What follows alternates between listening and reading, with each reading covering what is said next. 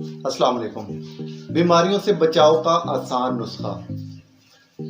پچھلے دنوں میری ایک دیہاتی سے ملاقات ہوئی۔ ان سے بات چیت کے دوران میں نے ان سے عمر پوچھی تو پوچھنے پہ معلوم ہوا کہ ان کی عمر 95 برس ہے۔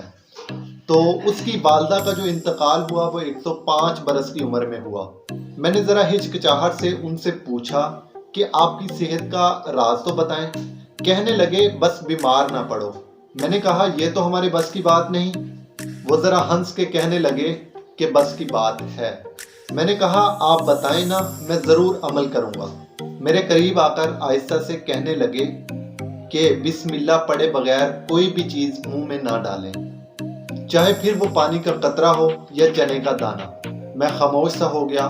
پھر کہنے لگے کہ اللہ تعالیٰ نے کوئی بھی چیز بے مقصد نہیں بنائی، ہر چیز میں ایک حکمت ہے، اس میں فوائد اور نقصان دونوں پوشیدہ ہیں۔ جب ہم کوئی بھی چیز بسم اللہ پڑھ کے منہ میں ڈالتے ہیں تو اللہ پاک اس میں سے نقصان کو نکال دیتے ہیں۔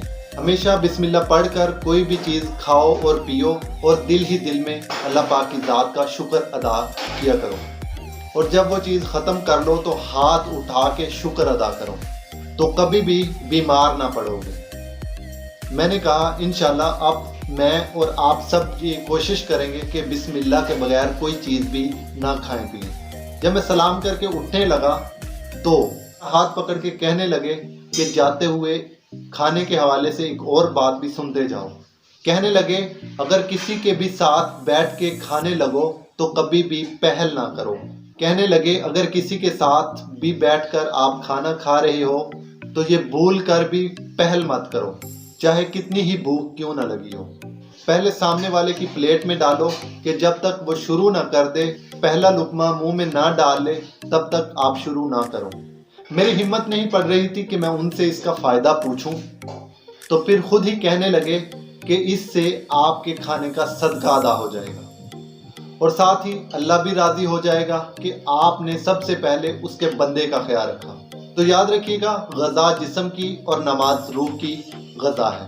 تو اب بتائیں کہ آپ ایسے کھانے سے کبھی بیمار پڑ سکتے ہیں؟